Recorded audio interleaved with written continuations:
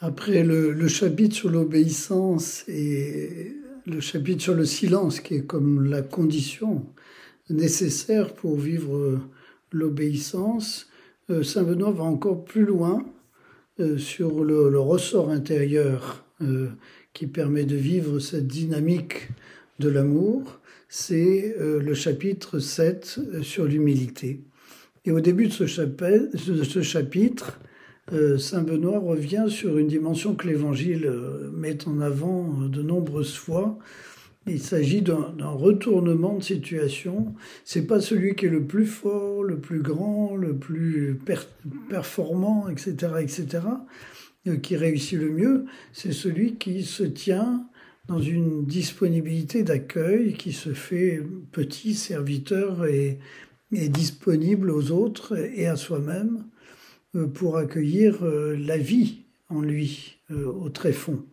Et alors, il reprend la comparaison du psaume 130, qui décrit cette attitude fondamentale d'humilité comme l'attitude de l'enfant dans les bras de sa mère, qui, au fond, se sent en quelque sorte dans une communion si profonde avec ce lien vital avec l'existence.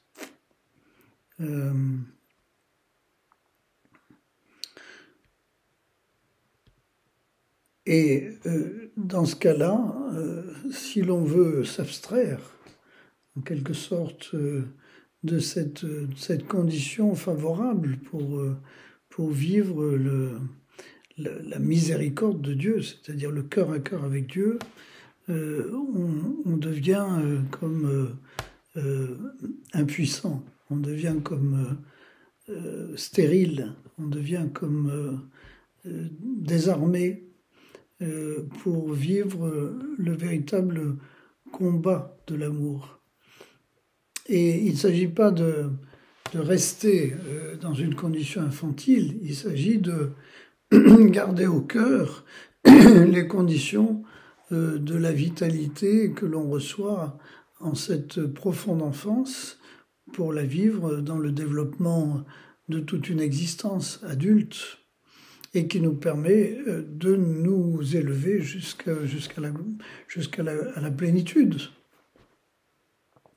Donc c'est un début de chapitre 7 qui commence très très fort et avec lequel il ne faut pas tergiverser. Est-ce que nous sommes vraiment dans cet état d'esprit ? C'est la question que nous avons à nous poser aujourd'hui.